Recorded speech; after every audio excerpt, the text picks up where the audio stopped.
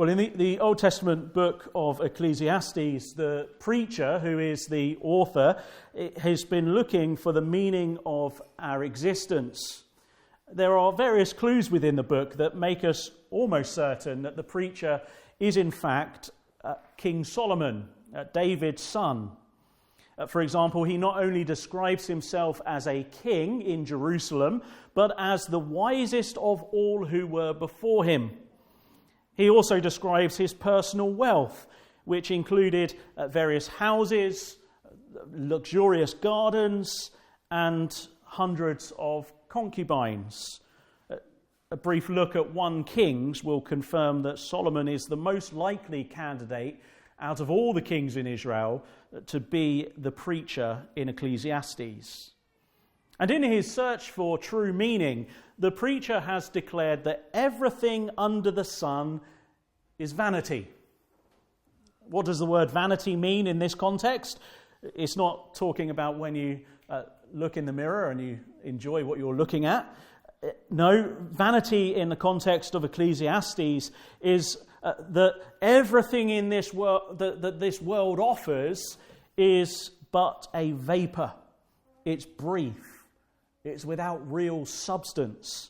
It's like the steam in your kettle when you flick the switch to make the kettle boil. It's there for a moment, and then as soon as that kettle has boiled, the steam vanishes. That, according to the preacher in Ecclesiastes, is what life is like without God. Last time, the preacher examined the belief that a person is able to find meaning from pleasure.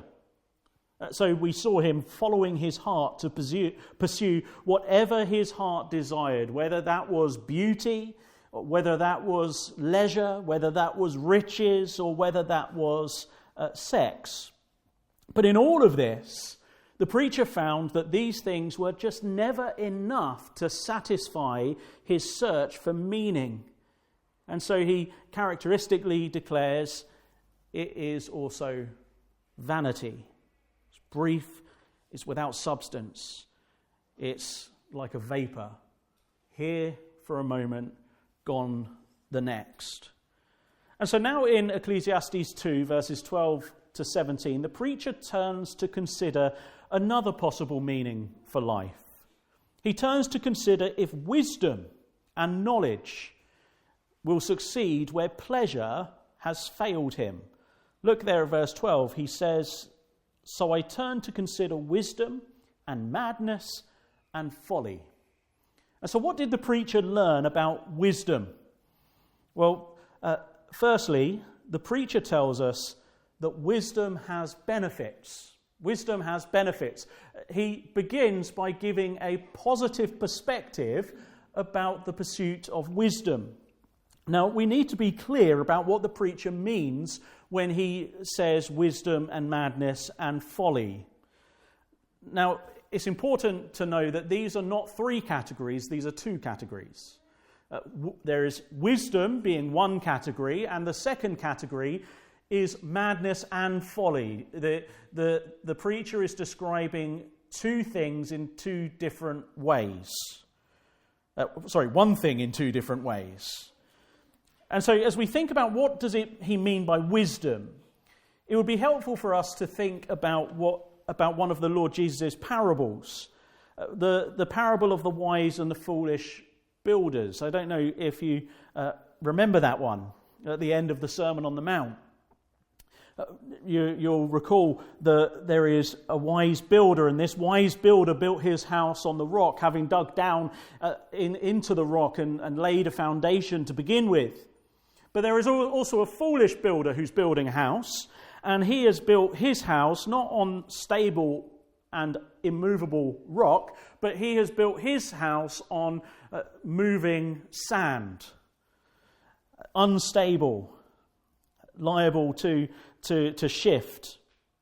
And so when the storm comes and the floods rise, it's only the wise man's house who is able to withstand the tempestuous weather. The foolish man's house falls down, collapsing around him and taking his life with it. Now, the point that Jesus is making in that parable is very simple.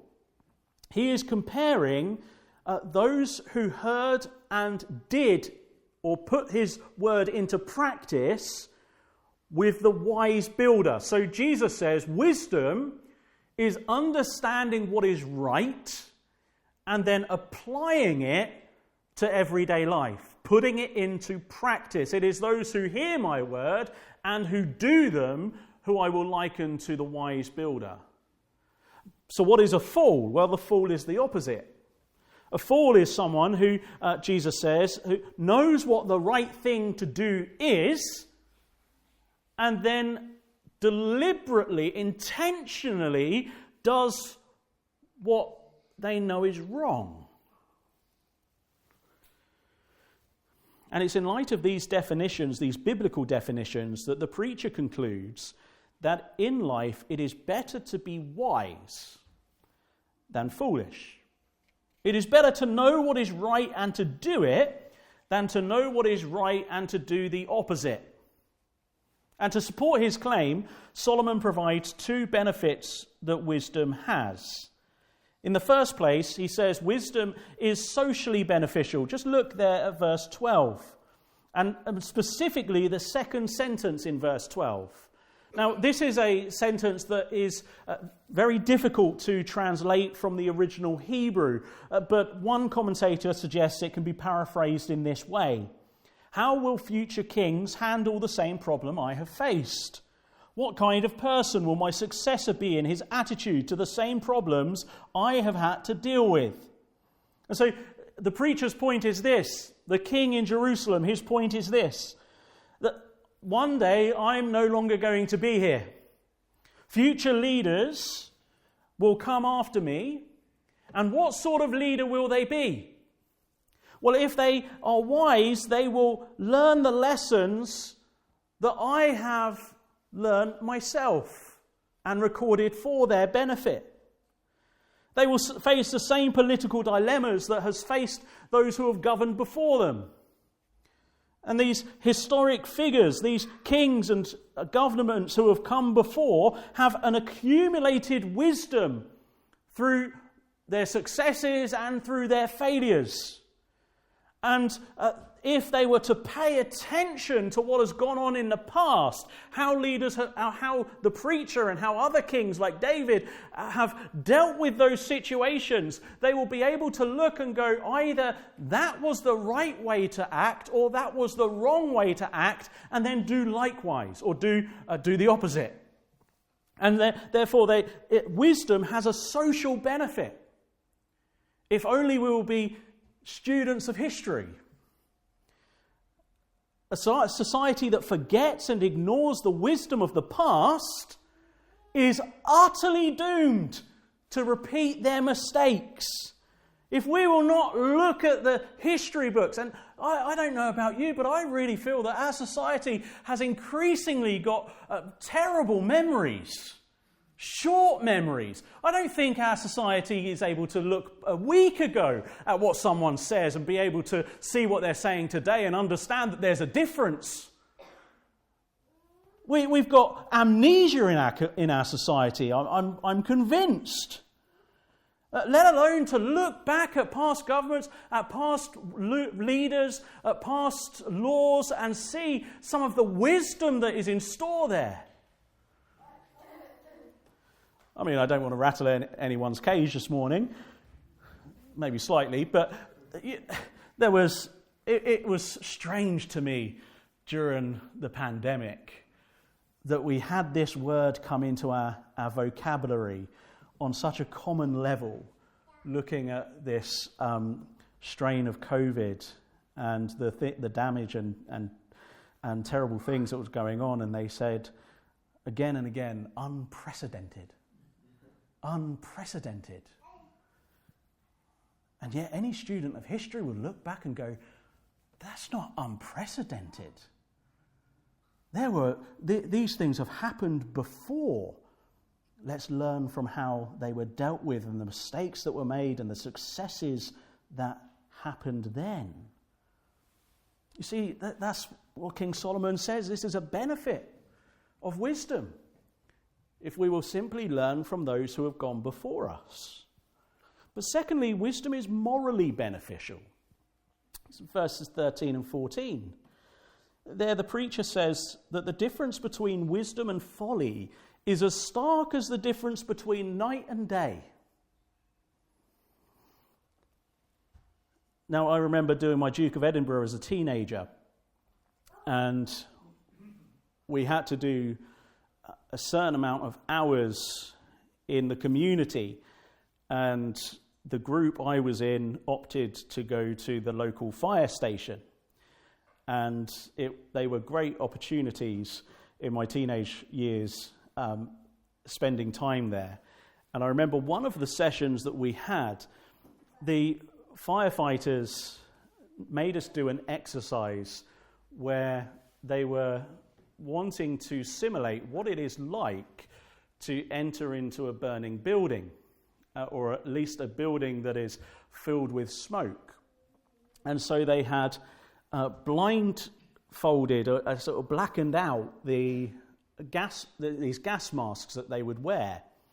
And we had to feel our way from one end of the room to the other wearing these gas masks that had been blacked out, with our hand in front of us and not going like that, but going like that. If you're listening, I'm sorry you can't see that, but not with the palm of our hands, but with the back of our hands, feeling our way through. And we weren't in a burning building, just so you understand.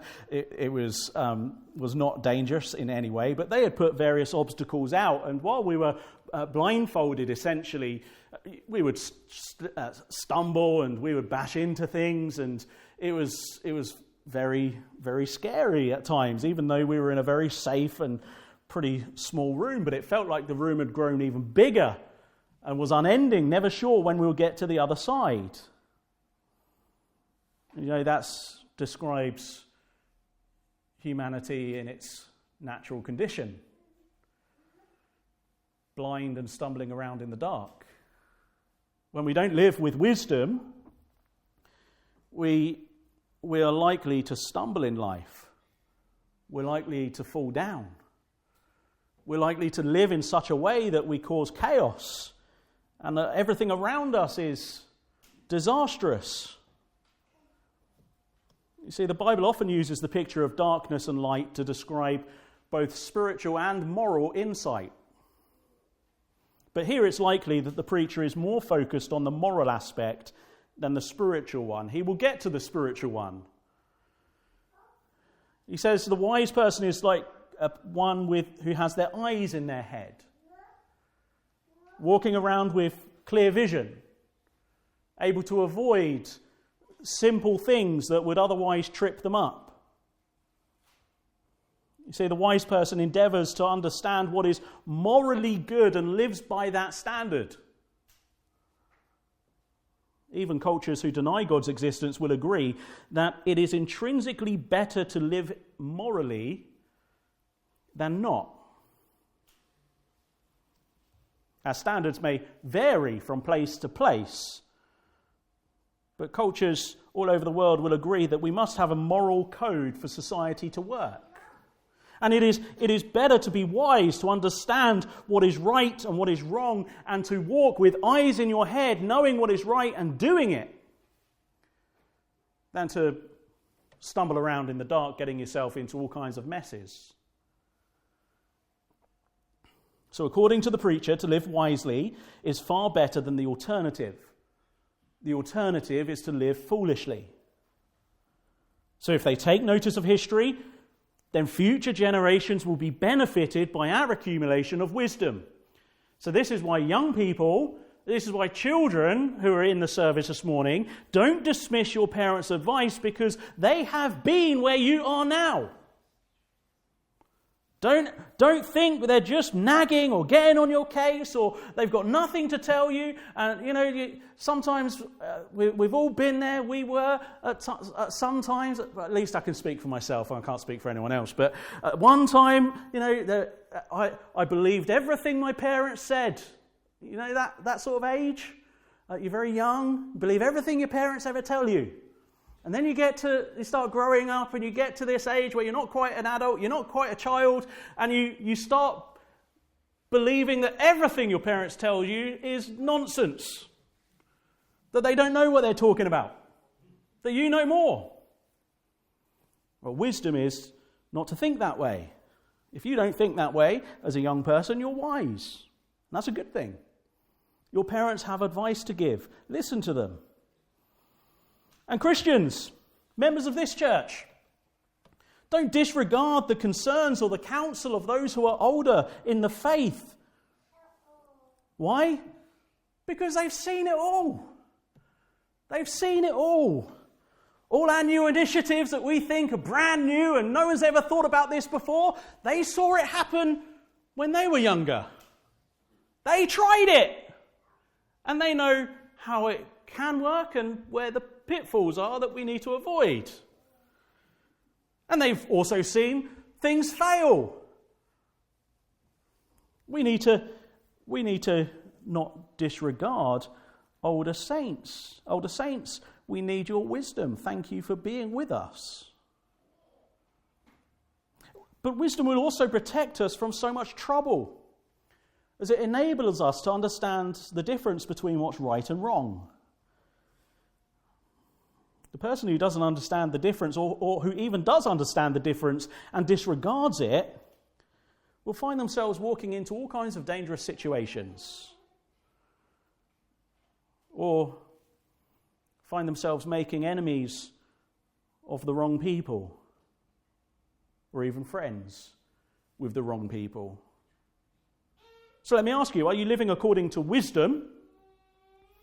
Or are you living in the dark? Which would the preacher call you this morning? Wise or foolish?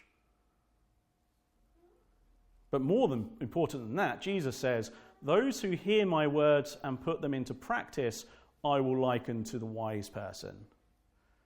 But those who hear my words and does not put them into practice, I will liken him or her to a foolish builder who built his house on the sand. So there's the benefits of wisdom. But secondly, the preacher tells us that wisdom has limits. Wisdom has limits. I don't know if you've heard of the painter, I hope I pronounce his name correctly, Hans Holbein, or Holbein. Have you heard of him? Hans Holbein? You have. Sarah has. Good. Well, he acted as the matchmaker for King Henry VIII. He had the responsibility as a very important artist of painting the portraits of eligible women that Henry might like to marry in the future. And so at one time, and by the way, he was politically astute, as you would have to be in that situation. He was instructed to paint a true likeness of the future wife of Henry, Anne of Cleves, and her younger sister. He was sent to them in person, and he was appointed that the portrait must be lifelike. In other words, Henry wanted the defects. He didn't want it airbrushed out. Because even back then, in the history of this country, before we had social media and I can't remember what the names are, but that's showing my age, isn't it? We have all these things that can airbrush stuff out. They were doing it then. They were doing it then. Nothing new under the sun, says the preacher. And so Holbein goes and he comes back, having met Anne of Cleves and her younger sister, having painted a portrait of them. And Henry sees this portrait and he thinks this woman will be suitable to be the next queen. However, when Henry finally met Anne in person, he was disappointed. Holbein had left out. He hadn't left out the defects, he just had improved what Henry considered her dullness to be. Sorry, that's not my words, that's Henry's opinion. Holbein had failed to paint a true likeness of the future queen. But Henry, regardless, married her. And it was only due to his political genius that Holbein was able to escape being placed in the Tower of London like others before him who had made similar mistakes had done. So far, Solomon has painted a somewhat idealistic portrait of wisdom in this world. He's leaving out some of its blemishes. But now he turns to the blemishes, to the limits of wisdom in a sinful world like ours. And there's two things. Firstly, wisdom is limited by mortality. Verses 14 to 15. Wisdom is limited by mortality. Remember, this is the wisest king of Israel speaking. And as he considers the benefits of wisdom, he perceives that they are not guaranteed. However wise a person might be, they are as unable to avoid the troubles of this life as the fool is. Jesus said the rain falls on both the righteous and the unrighteous alike. But more than this, the wise person is just as unable to avoid death as the fool is able to do. Wisdom and the accruement of knowledge and information and even living a moral life cannot save you from death. Solomon, the wisest king who ever lived in Israel, the wisest king who attracted the fascination of the nations around him, was buried just the same as some of the worst and most foolish kings of Israel. Wisdom is limited by mortality. And when you really think about that, it will put things into perspective. What is the point of all of this accruement of information and knowledge and wisdom when at the end of the day it cannot save you from death? It can be halted in a moment. But then the second limit is that wisdom is limited by memory, verses 16 to 17. I said earlier that wisdom is beneficial for the future generations who are willing to learn from the past. But there's a problem. What if those who live in the future forget to read the history books? What if that history isn't recorded properly? It isn't long after we have died that we are forgotten along with all the lessons that we learned. I challenged you last week and I challenge you again. Go out in the cemetery out there and have a look at the gravestones that are still readable and tell me if anyone in here remembers anyone out there. We're forgotten in a moment. We have a plaque over there of Lawrence Cheshire. Some of you have seen that week after week for years.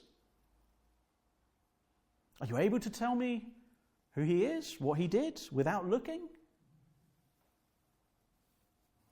You see, in a moment we're forgotten.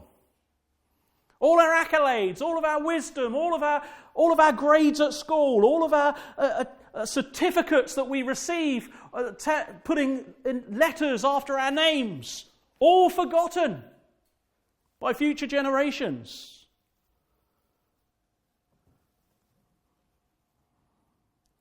But this isn't just even on an individual level. This is on a international level. This is on a historical level, of a communal level.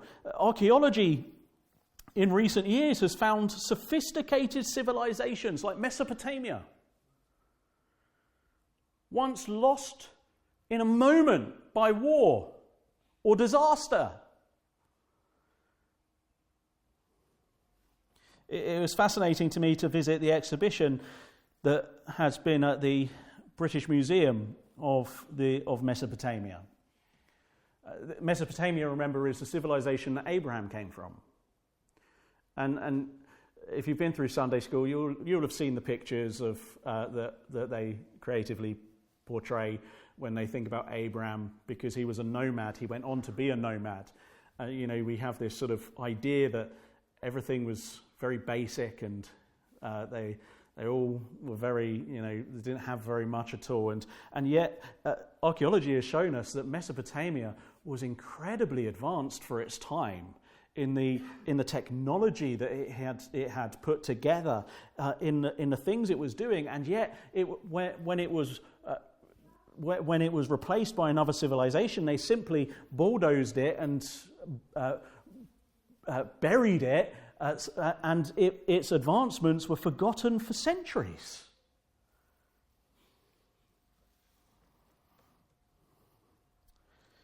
And so this final observation causes the preacher to say he hates life. And he is grieved because it's all a vanity.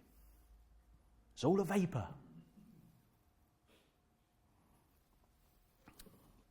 But listen, Solomon here has been considering wisdom that comes from man.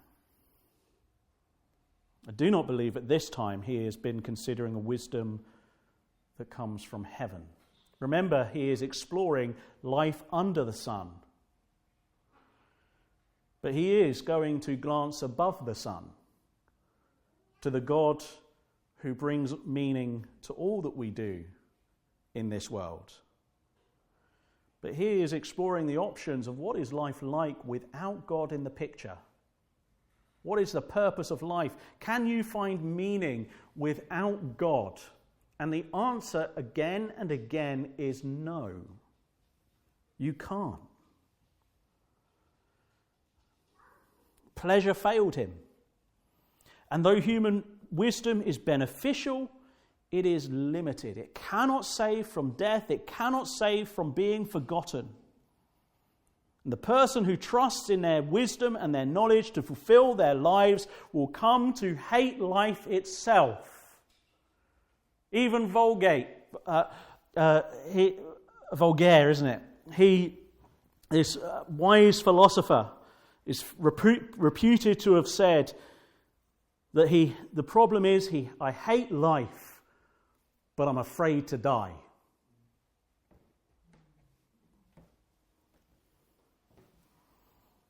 What is the point of accumulating all this wisdom when it simply vanishes like a vapor in the end? Well, the good news is that though man's wisdom cannot save us, though man's wisdom cannot bring meaning to us without God, there is a wisdom that can. It's a wisdom that I read about at the beginning of this service this morning from 1 Corinthians chapter 1. We find that in the New Testament, Jesus Christ is described as the embodiment of God's wisdom that has come down to us from heaven.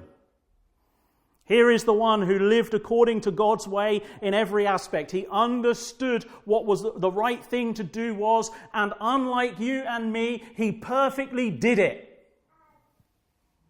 He never deviated from it.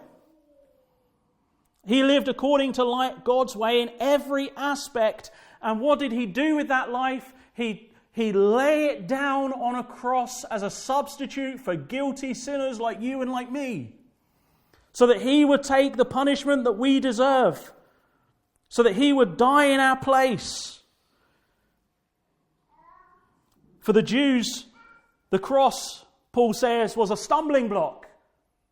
Why would the promised king come into the world and die on a cross?